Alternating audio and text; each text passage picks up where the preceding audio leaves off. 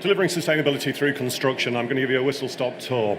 I've been sat here reflecting, and I don't mean this as a little jibe towards some of my professionals, but don't we use an awful lot of long words, numbers, facts, figures, and some very challenging language, which I think makes the subject hard to understand. Hopefully over in the next sort of 10 or 15 slides, in the next 15 minutes, I'm going to rattle through what my keep it simple principles, if I can put it that way.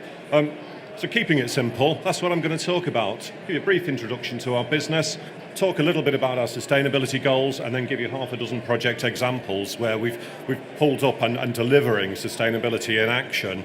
I'm trying to, as part of the talk, I want to keep it local. I want to keep the interest in actually what we physically do on our projects, rather than delve into sort of the wider issues such as climate change and social value and labour issues. But anyway, I'll get onto that. In terms of our business, that's where we are. Sisk Group, we've been around since 1859, and my maths tells me that's 159 years pedigree. We're a fifth generation family-owned business, and we've still got directors with the Sisk name who operate us. By definition, surely we're one of the most sustainable businesses in Ireland, being 159 years old and still going very, very strong. I'm not a salesman, so I'm not going to dwell particularly on what we do, but never assume the audience knows what you do. So just a few words on this. We are a general and building and civil and engineering contracting company with the biggest and longest established here in Ireland. Our success is about our people, widely experienced and professional team of colleagues. We all work together across the UK, across Ireland, and in parts of Europe as well. One of the key things, or one of our USPs in terms of Sisk, is about relationships. It's about our clients. A lot of our work is with private sector and repeat clients. We do a good job, quality is a focus, and on that basis we get the repeat work. We get involved in things like main contracting, management contracting, D&B, finance, partnering, turnkey, joint ventures, and the last plug for the business is this slide here showing you the sort of scope of works that we do as an organisation. Just bear with me. So it's residential, commercial, hotels, leisure, civils infrastructure in general. So that's enough about Sisk. Our strategy will take you down the path of where we're going with the sustainability agenda. This is our overarching business strategy. It isn't the sustainability piece. 5 areas to sort of touch upon there in terms of the slides there. We call it our strategy for excellence. The first one is really the top one, and some people in the sustainability agenda or sustainability world are frightened of the profit word. It's the economic arm of the sustainability element of it, and we are out to make a profit, and we're not going to shy away from that fact. We've got to deliver a return on for our investors and our shareholders, and it is an important part of what we actually do. Other elements of it is the people. Other speakers this morning have talked about the people in their organisation. An earlier speaker was talking about retaining talent. I've already used the words about professional, engaged workforce. It's important for us. You've got to have the right people to do the right job and stick with you as a company. And again, in Sisk, we pride ourselves with the longevity of some of our colleagues who are still with our organisation. We've got to focus on project delivery, in the bottom right there. Our bread and butter, simple language again, is that we build stuff. We've got to get that right, and if we don't, we won't get more business. So we've got to focus on our project delivery. We've got to focus on the quality of what we're actually doing. Excellence is the word that we want amongst all that. I've already touched upon the issue of partners, about our stakeholders, about engaging with them, and that's in its widest context. And I'll give you some examples later on in a few slides about the community that we engage with. So it's not just the investors, it's not just the owners of the assets that we're building, it's not just our employees, it's actually the widest community you can think about and engaging with. The last one, which I've actually got ringed in the red circle there, is that about our zero philosophy. Again, other presenters this morning have used that same sort of language about zero. Well, for us, from a sustainability point of view, it's about minimising our impact and maximising the benefits. So we talk about zero harm, we talk about zero waste, amongst other things. So you'll see in a couple of slides how this has actually come to life a little bit. Right, our sustainability goals. I said I like to keep it simple. You've got the 3 elements there of the social agenda. Sometimes I use the words people, planet and profit rather than social, environmental and economics. It's easier language. In terms of environment, we actually want to have a beneficial impact on the environment, and that's something we're all scratching our heads and trying to do. It's harder than you think. particularly when you get an urban project with no biodiversity, it's a brownfield site. How are you actually going to leave a beneficial environmental impact? Tricky. Can't do all these things. Social side of things, again, positive social impact. Trying to leave it there. Let's talk about legacy of employment of apprentices. One piece which I don't often hear talked about is regeneration. The fact that we're often building in areas of cities and towns that have historically been run down.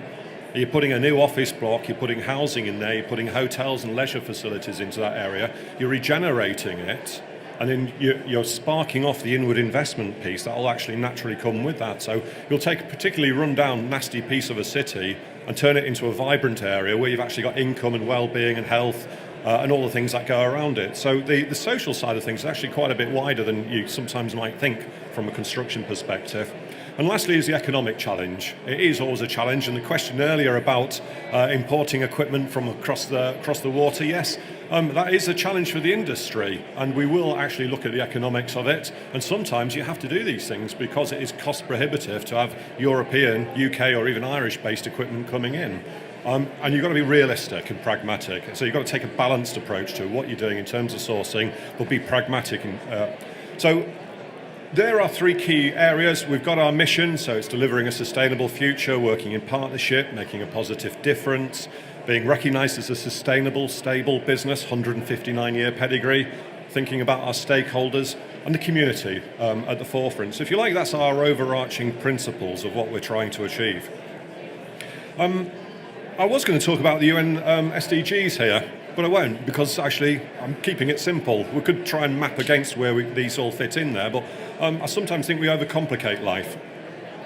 I've put up here 9 of our objectives, and I'm going to talk about them in very brief. The overarching one I haven't put up, and I know the speaker coming in a couple of terms' time is going to talk about that C word, communication. That's what it's all about in terms of sustainability. We all get drafted into writing lots of reports, we collect data, we have bar charts, we have graphs, we're trying to influence the culture of our companies, we're trying to engage with our workforce, we're trying to impress our clients. It's all about communication, and it gets hard. So the overarching principle of everything I'm going to talk about really is that C word, and actually thinking about what we are doing as an organisation. So in the top left there, zero waste. Around 95% of waste from all Sisk projects gets diverted from landfill now, so it's either reused, recycled, it goes for energy recovery, we positively use it elsewhere. We actually did a little study on one of our projects down in Kent last year. It wasn't a big project, it generated about 1,000 tonnes of waste. We then actually looked at how much waste we were using on the project, recycled materials that were going into the concrete, the fill materials. We actually used double the amount of waste that went into that project than we actually generated from it. So when we start thinking about zero waste, we've actually got this concept in the back of our minds of being a net waste consumer. People think construction is very wasteful. We often challenge ourselves. If it's wasteful in terms of an economic side of things as well. So it's money down the drain, if you like. So if you're generating waste, that's bad from simple economic terms. So we've got an idea towards zero waste. We want to mitigate our waste generation and enhance recycling. So we're looking at take-back schemes, big style this year. Biodiversity enhancement. I'll be honest with you, I find this tricky. I've got a project example as the last slide coming up, which has got loads of biodiversity, and it's a really interesting project. When you look at some of our Dublin city centre projects, what can you do with biodiversity around those? And that's where we're scratching our heads a little bit. We've got to really develop our approach, and we've got an idea. We haven't fleshed it out in detail behind the scenes in our business. It's a simple idea, but if it works, it'll be really quite cute in what we're doing. And it is about actually creating new habitats, and it is actually about enhancing biodiversity where we can't. We've got to work that idea through. Equally, one that I do struggle with as well is that of water. If we have to use water in our production processes, we have to use water in our production processes. That's a fact. If we were a factory, we'd be looking to control it to the nearest drop of water and everything that we do. But we have things called wet trades in construction. They need water. Obviously, we want to be controlling that as much as we can. but equally every site is different, and that's where the variability in the projects that we have comes in and becomes a real challenge for us. So again, we have been monitoring and recording and looking at our water usage across our projects, and we can certainly spot when we have leaks on our sites, that's for sure, because we do flag those up. But I really want to refine what we're doing in terms of water. With our graduates last year, I challenged them, and I was being devil's advocate, and I said, can we have a dry site? Is that a challenge for us in the future? To not use water, than obvious things like drinking water and toilets and welfare facilities. Can you do it? And they all actually balked at that a little bit. It's quite entertaining. I thought they'd take up the challenge, but hey-ho, I'm still talking about a dry site in terms of not using water on that. But again, we've got to work this through. We don't have all the solutions yet. Materials, just like Claire was talking about in her presentation, we're aware of FSC timber, PEFC, BS 6001, and the rebar code has gone straight on my head, CARES, in terms of what we're doing. I want to take that a step further now. They're the certified systems that are actually sorted. Our goal for this year is to look at our 10 riskiest materials. Don't ask me what they are yet, because I haven't decided. And I want to trace the provenance of them. We're aware of SEDEX and the services that they can offer, but that's our goal for this year, is to pick our 10 questionable materials. We want to know where they're coming from. We did an exercise last year just looking at a high-vis vest.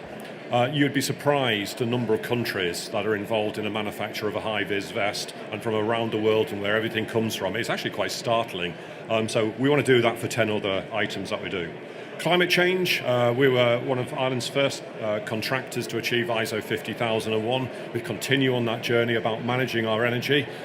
You could say that I'm coming at this from a bit of an odd angle looking at energy. I'm actually talking pounds and pence here. If we're using energy, if we're using fuel, that's an operating cost for the business. It's straight off the bottom line. The benefit is that we're mitigating our impact in climate change by reducing that. And we've been looking at some really interesting solutions around solar. And PV, and in fact one of the examples I got later on, we were looking at actually even having a solar-powered vehicle barrier. Didn't quite come off for other reasons, but that's how far we're going in terms of mitigating what we're doing with climate change. Competency. If you get it wrong on a construction site, there's someone with a big fine behind them, a regulator of some description, who's going to come and hunt you down and charge you a lot of money. A lot of what we do is regulated work. It can cost us a huge sums of money if we get it wrong. If we have a pollution incident in the UK, you're typically seeing £10,000 fines coming, if not more now. That hurts. That's painful. Our staff have got to be able to do their job, know what they're doing, and understand the impact of it. So again, we're rolling out training programs and upskilling in terms of that. I talked earlier about our stakeholders. One of the key ones is actually our neighbours. And what we did last year, we launched the Considerate Constructors scheme in Ireland. We were at the forefront of that. We've got 11 projects registered as of today. We've had some going through, and in fact one of our Irish projects is now up for one of the annual CCS awards, I learned the other day. So what CCS is all about, it's in the name, Considerate Constructors. It's thinking about your neighbours. And again, I've got some examples coming up about how we engage with them and actually make that, or reduce our impact and make life better for them. The last two on the slide, and then I'll get into the project examples, is about leadership. It's actually putting yourself on a platform like this and nervously anticipating that tricky question at the end about HVAC systems. It's hard. I don't have all the answers. We've got our path and we've got our challenge and our route forward. But I don't think actually any of the sustainability professionals have all the answers, and that's why we've got to talk about these things. We've got to share our experiences, we've got to have that dialogue. And it's back to that C word, communication. And lastly, environmental management. Like many of our competitors and our peers and colleagues, we've got the ISO 14001 standard. So that's addressing the environmental risks that we have for our businesses. Had that since quite a few years now, over 10 years, and it gives us a framework. So when I talk about some of our objectives, and this is just a snapshot of what I'll say are the key ones, we've got quite a few enabling objectives behind the scenes of how do we make this work in our organisation. Right. 6 slides, quick snapshots of some of our projects that we're doing. This is one of my favourite ones, Royal Academy of Arts in London.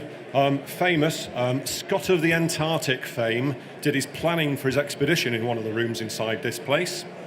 It is actually, the bit that we're doing is extending the galleries at the back of the Royal Academy. The Ritz Hotel is across the road, and yes, I have had tea in there, and you've got to have deep wallets. So we're refurbishing the building at the back. It's Burlington Gardens. It's a live local site. It's in Piccadilly in London. It's a Grade 1 historic building. We're putting a new link bridge in there. There's teaching space, and there's a 300-seat auditorium which is going in where Scott did his presentations, did his planning work. This site has zero footprint. We couldn't even have a waste skip on this site. It is that congested. Given that it's city centre, and you can see from the photo in the top there, gives you a flavour of it, we had neighbours all around us.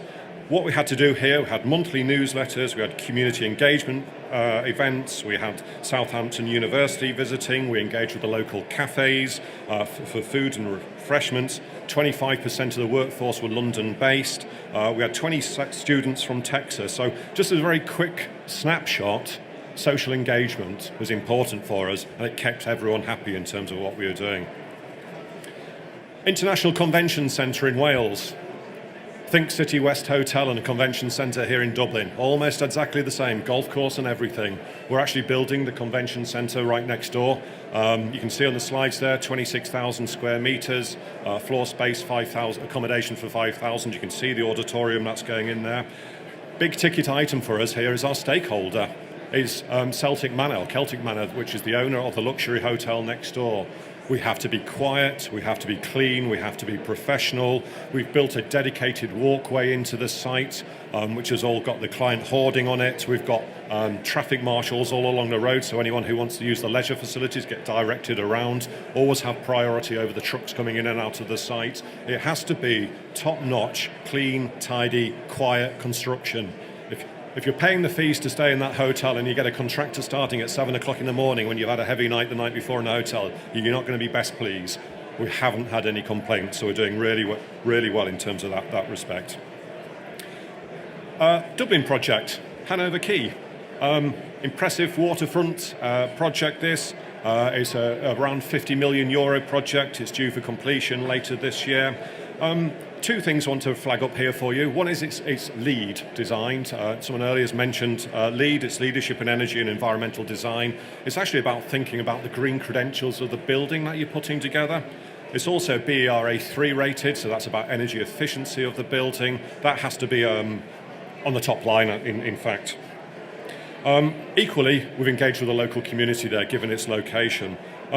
So if you like, the point I was trying to make here is all about the economics of the assets that we're building are vitally important. There was a study done by Sweet Consultants about 2 or 3 years ago looking at certification in buildings, and they found that the payback and the investment, the capital investment going into such structures actually pays back typically between 3 and 5 years. So from a client perspective, doing something like LEED and BER and BREEAM is actually worthwhile doing from an investment perspective. Another one in Dublin here, Burlington House, 5-storey building, 2 levels, £44 million project. The one area I wanted to touch upon, and one example of something that they did here, is that they got an innovation credit from the Considerate Constructors. Other speakers have talked about the issue about illegal working. We have a requirement in all our projects that our site teams challenge our subcontractors and say, prove that all your workers have the right to work in the country, and they're being paid fairly, and they're getting holidays, and they're in effect not modern slaves. Just as a very quick aside, I learnt in the UK just last week that there's a major contractor who found a security guard who'd lived 5 days in a security cabin with just bread and water in there. That's a major UK contractor. I'm not going to name them because they're telling the story themselves. So it is very real, and it is happening in construction. So what we did on this particular project, the team actually scratched their heads and said, how do we do this? They invited the regulators in and said, come and test us. And they actually visited the site and said, yes, actually, you have done everything you should be doing. So it's this bit about being open and transparent in terms of your approach. Capital Dock, another project that we're doing here in London, £210 million project, and I'm getting the 1 minute thing. I'm probably going to go 1 minute over here. It's in the centre of the Dublin, due for completion next year. I think one of the key things I'm going to flag up here is is about the social side of things. Again, this project looked at the labour side of things and had the regulators visit there. I'm good. Given that I've had the 1 minute warning, I'm going to slip onto this slide here, the Lewis project, because it's the last one I want to talk about it. A lot of what I've mentioned so far has been about economics, has been about social. Lewis Line, major urban project. You're thinking I'm going to talk more about social. I'm actually going to talk about environment for a change, just to cover off all four bases here.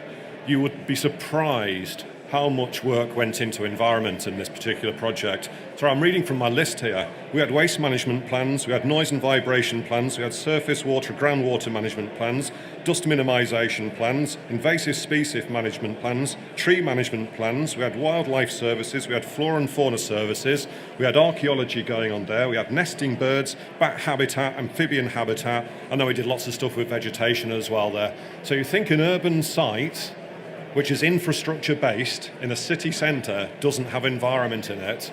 Well, we had lots of things associated with that. Tree management plans were in there.